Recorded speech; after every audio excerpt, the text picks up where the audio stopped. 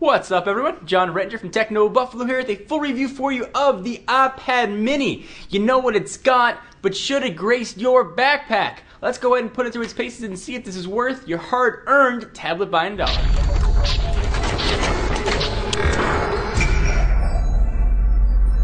Alright, so here is the iPad mini. Before we get to the full-on review, let me remind you what this guy's got from the spec department. So pricing is going to range from $329 all the way up to $659, depending on whether or not you want cellular and how many gigabytes of storage.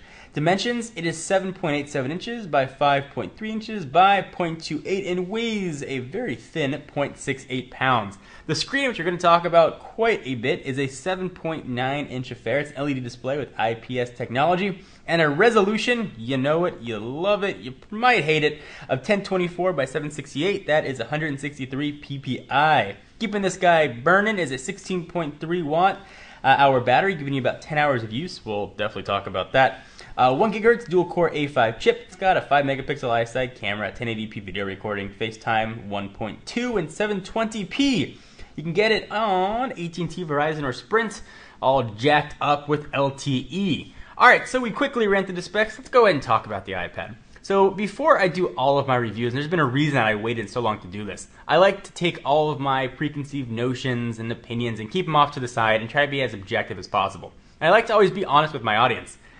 I can't do this video objectively. If I was to do an objective review of the iPad mini, it'd be very different than the video you are going to see, and I'll tell you why. I have irrational love for the iPad mini. There's something about it, from the spec standpoint and performance, I should hate it, but I absolutely love it. I've actually found that there are typical 4 stages of iPad mini ownership. First time you take it out of the box, you hold it. Stage 1 is love. I can't believe how thin and how light it is. Then turn the screen on. Especially if you're living in a Retina world with an iPhone 5 or an iPad 3 or an iPad 4. And then the next step is, damn, that screen resolution sucks. 1024 by 768, you start to see pixels that you didn't see before, and then you move into stage 3, acceptance. Alright, the screen's bad, but it feels so nice in the hands, maybe I can deal with it. And then you go to the last stage, which is finally just love, and you start to love the iPad mini. And those are stages that I found most people that have used a Retina display, Apple product, tend to go through, and I went through that same as well. The screen here is not awesome. If you haven't used a Retina display screen, that's going to look fine to you, but it is not going to blow you away. Text definitely looks a little bit pixelated. But when you go ahead and watch a video, things do actually look pretty good. It's using iPad 2, it's going to look pretty familiar to what the iPad 2 looked like. Video, not a problem at all. It's actually going to look pretty solid. Pictures as well will also look relatively decent. Really, time you're only going to notice that low resolution screen is when you are reading text, so bear that in mind.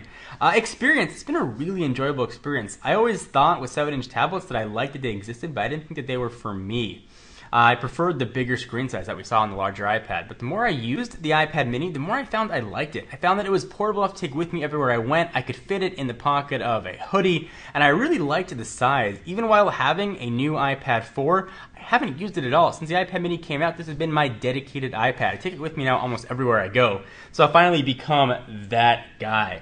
So the experience has actually been pretty good with it. It's not going to blow you away in the specs department or Geekbench scores, which is 762 by the way. But if you just want an iPad for browsing the web, checking emails, the portability of it I've absolutely loved. There's a lot of questions about, okay, it's got a smaller bezel, what happens when I put my thumbs? Where are my thumbs going to go? And actually, it's not a problem. If you put your thumb even resting right on the screen, I actually will ignore that accidental press. You can still use the tablet as you could before, depending on which thumb you're using. It's really not going to matter at all. So if folks were worried about that, worry no more. Battery life, Apple claims 10 hours. They are lying. Even with brightness at about 50%, I generally get about 7 hours on a good day. Not going to get the full 10 hours. But the nice thing is it does charge kind of quickly. With its brand new fangled lightning port on there, which is one of the big reasons I think Apple released an iPad mini, trying to get lightning on absolutely everything that they have. From a RAM standpoint, I've actually experienced some RAM issues. There's a program that I use called Prezi. It's sort of a fancy web version of PowerPoint. I'm trying to open up a Prezi presentation. It told me I ran out of RAM and had to close applications. So if you use a lot of RAM-intensive things, you may not want to pick up an iPad mini. Also, look past an iPad mini if you're really big into gaming. I don't do many graphic-intensive games on here, really a bout or two of Bad Piggies or some Temple Run is really my extent of gaming on the tablet. So for me, it's been fine, but if you do some really graphic-intensive games, you might want to look at the larger third-generation iPad or iPad 4 to get that better performance. But it's not here on the iPad mini. So who is this tablet for?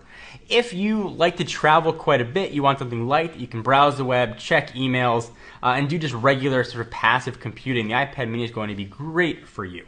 If you want something that's going to be more graphically capable, going to be better for media creation, if you want to edit a lot of videos on here using iMovie or another video program, you want to edit pictures, you're going to want to look past the iPad mini. I've really enjoyed it. I've loved the size. I love the experience of it, and I can't put my finger on it. People ask me why I like the iPad mini, and I can't really tell them why. That's why I sort of preface this by saying I have an irrational love for it.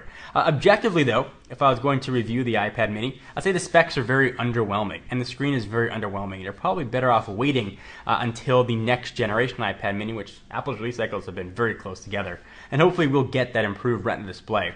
If you put a Retina display on this guy, you upgrade the RAM to 1 gig, I think you're going to be much happier and probably get an awesome experience. But for now, I can't tell you why I love this. Everything about it should say I should hate it, but I do. I love it. It comes with me everywhere.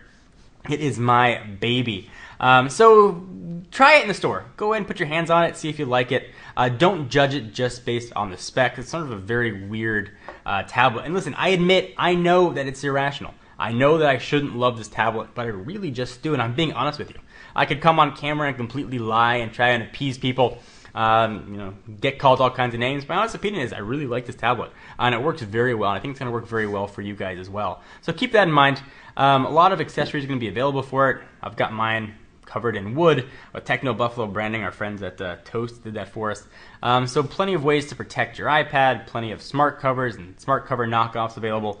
But I think you're going to really enjoy it. Overall, if I was going to give this a final ranking, it gets an 8.0. Lack of RAM and low screen resolution definitely take some points away. I can't give it an editor's choice, but I can give it a John's choice. So if recommending a tablet for anybody or a tablet for a gift, iPad mini is top of my list, and I'm just not sure why. So do you guys agree, disagree? Am I way off base? Am I smoking the apple pipe? I'd love to hear what you guys have to say. Leave your comments down below. Check us out at technobuffalo.com for the latest and greatest tech news. I am John Rettinger, and I'll see you next video. Bye-bye.